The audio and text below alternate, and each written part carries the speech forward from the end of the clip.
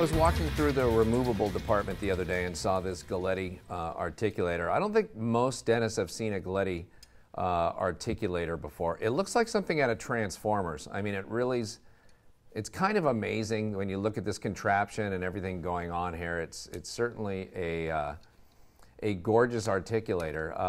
I mean, I know it's not really practical for crown and bridge cases. Then again, on the other hand, it looks like something from 1908. But it's also shiny and new and gold and silver and pretty awesome looking. But it also looks, I don't know, just kind of odd the way everything works. But I always like these. I think they're really cool looking, and it's a great way to like show something to a patient. That's not what I want to show you. I was just admiring it as we were looking here. I wanted to show you a daytime splint. And this is an Astron splint. We've seen appliances like this before. I could probably bend this just a little bit right now. And if I had my hot water here, this is another one of those ones where I could just like a pretzel and basically just twist it. And it's got this wire reinforcement here. This is for people who want to be able to wear something during the day and don't want to have coverage on those anterior teeth and want to have a little room for their tongue. Only goes about a third of the way up the lingual of the anterior teeth, and they want to still be able to speak and have something in place. In fact, this Astron material can be made into something like a Gelb appliance, which is a pretty traditional TMJ appliance. Well, I mean, it's as controversial as all TMJ appliances are in one way or another. It's got the ball clasps, and then it's got the cast metal arm that goes around the lingual and doesn't contact the teeth at all. And most of the guys that I know that use this Gelb appliance use it for patients having a lot of TMJ problems, actually, pretty significant pain. And by keeping the posterior teeth in contact all the time, it does help people out, and people will get more comfortable with it. But of course, the danger is always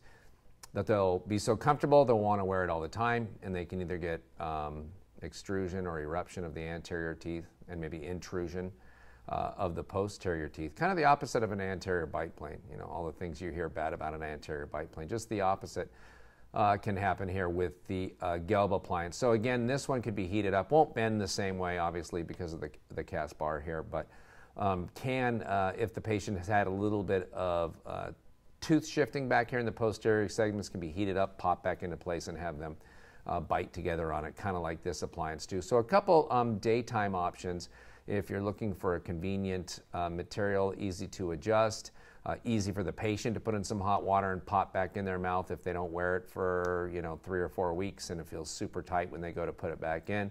So a couple nice options using that Astron clear material as a daytime appliance. And then I saw one other thing as well in the removable department that I wanted to share with you, and that is something from the denture department. If we look at a couple of wax rims here for a denture case, we've always put the couple of teeth on the maxillary rim. We do this because we find it's just a little bit easier to get an idea, and it's just a random mold and a random shade. You don't have to read, you or the patient shouldn't read too much into these teeth.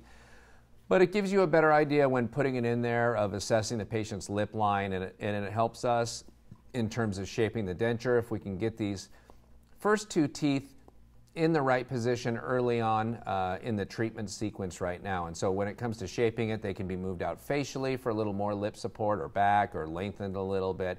And it's a nice time to kind of combine another part of an appointment into this one with those 2 teeth that are there, and really kind of use it as a determination. Obviously, we're going to be probably melting a lot of the occlusal surface of these rims to get the patient's vertical as we go through and determine their vertical and melt that. But the one thing we notice is when it finally comes time to hooking the 2 occlusion rims together is where we kind of get some issues. And there's a lot of mush bites being taken and other things being taken, most typically the mush bite. I wanted to show another way to be able to do this in a way that really ends up with some accurate results. So once we feel like we've got the patient's vertical, where we want it, typically what we'll do is go in and just cut some notches. So I'll cut some offset notches here with a barred Parker, and you can see it's just a triangle cut into the wax rim here and the wax rim here, and the same on the upper as well. And I've seen I don't know, I've seen things like Aluwax be put in there and other things, but I just like these simple kind of notches being cut in there, and then we'll take a knife and score that together. And so we'll just take a knife and we'll put a little mark down there so we can see that the patient, when they close back together, this is our way of verifying that it's going to be in the correct position. So it's kind of like when a patient closes into a double arch tray for a crown and bridge impression, and then we look at the teeth over on the other side to make sure the unprepped teeth are together so that the patient's biting down correctly. This is our way to make sure that they're biting down correctly. So we put the notches in here and offset them, and then we simply squirt some bite registration material. Obviously this is set already, but we would squirt some unset bite registration material in between the rims and have the patient bite together into that bite registration material. And then we just want to verify by clearing it. Take an Explorer, just take a perio probe, and verify that in fact the two cut marks that we have there together do in fact match up. And as long as those are together, we know that the patient has in fact replicated the bite for us that they were doing before. Because with no teeth on these occlusion rims, it'd be very easy for them to slide to the left, to the right, protrusively, especially protrusively, and us not really notice it because it's difficult there's no way to really gauge that unless we put some kind of mark there so we can tell that they are in fact in the correct position once we have them there. When that bite registration sets and the patient tries to open, usually something will happen. It'll either pop off the lower like that, sometimes it will stick together and maybe the whole lower comes off and you can take it out as a unit. Regardless, it's very easy after 60 seconds with the bite registration material to reassemble this and send it back to the laboratory and really give us some good information.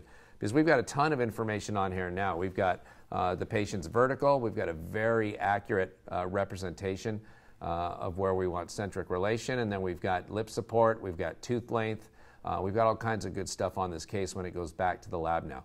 But we see a lot of doctors just kind of heat up these rims and push them together or put some other kind of wax in between the two. And the way of doing the notches, and then the big thing is putting a line on there as well. We really need to make sure that once we're happy with where the patient is, once we stick something between those rims, that they bite down the same way.